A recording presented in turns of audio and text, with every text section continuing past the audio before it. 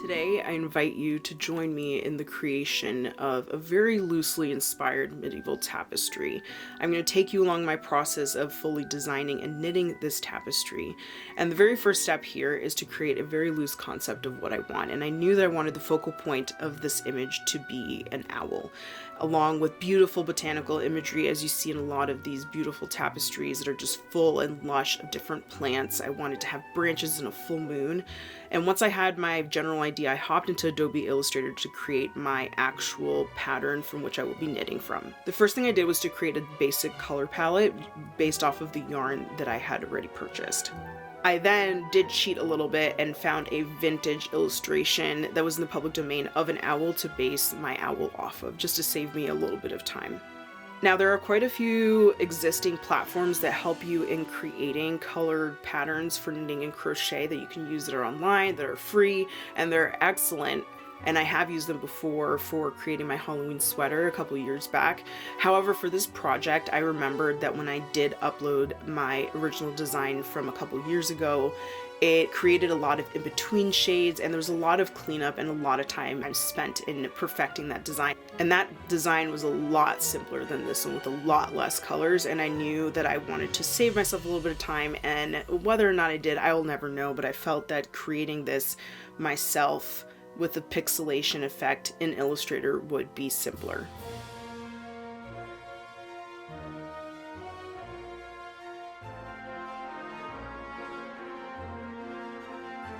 And now that I have a design that I am pretty happy with, it's time to get to knitting.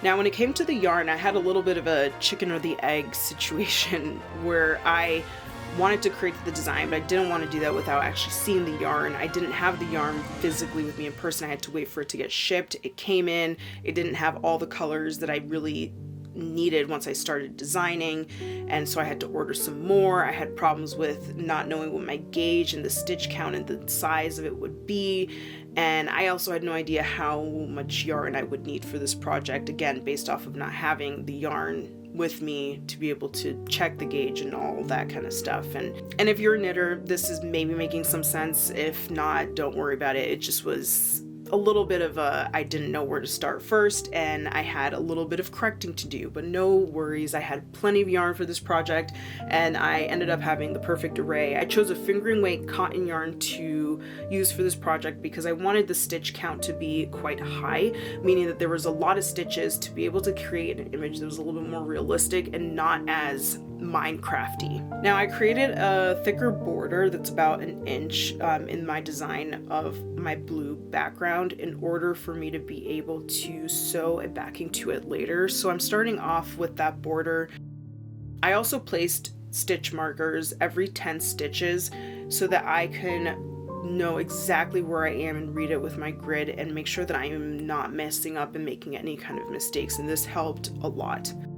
Now, as I am reading my pattern, I am going in and adding in all of my colors as needed. Now, originally I had taken each skein of yarn and created 2 smaller cakes from them, hoping to create a little bobbin system.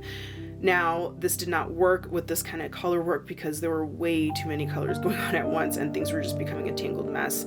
Now, if you are new to my channel, I just have to give a disclaimer that I create very intuitively, and I could very well be not using the most proper of techniques with my stuff, so I just kind of roll with the punches and do what feels right, and my techniques might not be perfect, but I just decided to cut each strand of thread so that I can very easily maneuver them around instead of having a big knotted mess with all of these different balls of yarn. Now, I have done quite a bit of color work in the past, but nothing so intricate involving so many different colors at once.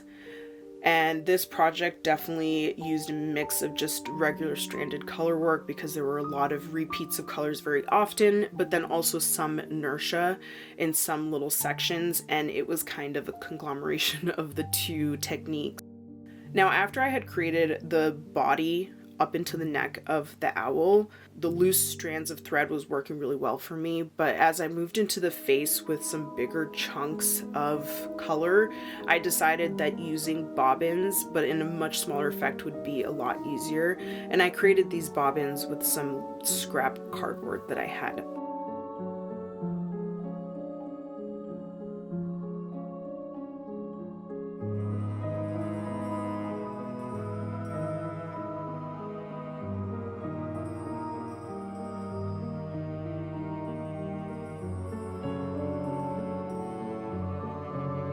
When it comes to color work, one of the hardest things I think is your tension. And so I was trying very intentionally to make sure that I was knitting very, very loosely. And at some points I would check my gauge and check to make sure that things weren't getting that puckering look that's very common with color work, and even ripping back if I needed to make sure that it was as flat as possible.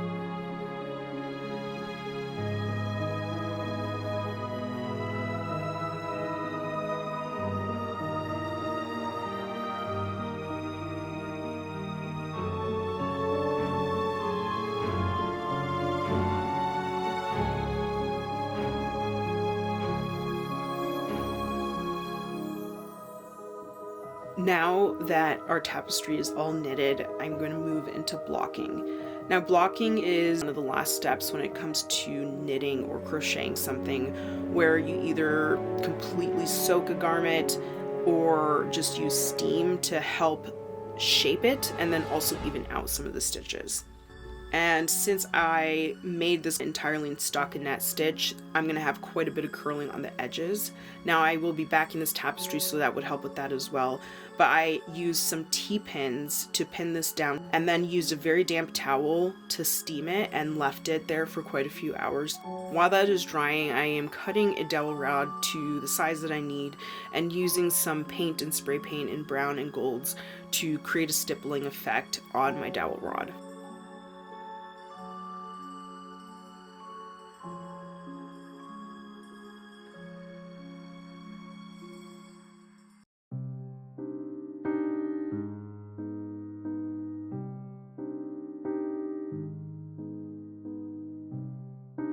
Now that my piece is fully blocked and things are lying a lot more flat and evenly, I am just doing a once over and looking at any little things that I need to correct and going in and restitching any stitch that I want to either accentuate or polish off. I noticed that one of the eyes seemed a little strange and felt that I could do a better job at helping them pop and look a little bit more even. So I went in and reinforced some stitches and also just changed a couple of the stitches up with this method.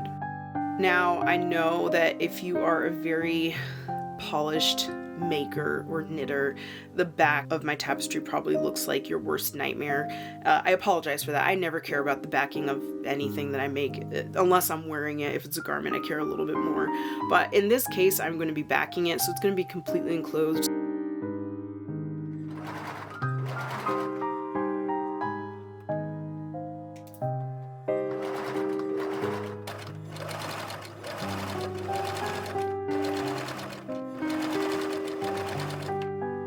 Now, in efforts of not buying any new fabric this year, I found this really beautiful fabric that I actually got from my grandparents that was quite lovely, and I felt matched and complemented the theme of medieval tapestry quite well.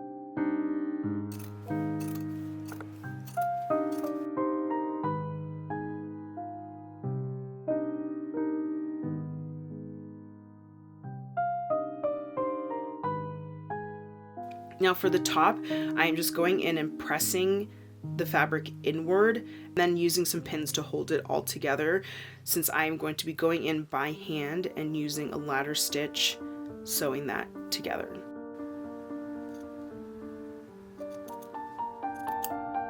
Now when I'm doing this, I made sure that when I was pinning, I left the very top stitch of the knitting free and above the fabric, because I'm going to be going in with a crochet hook and single crocheting around my dowel rod to attach it.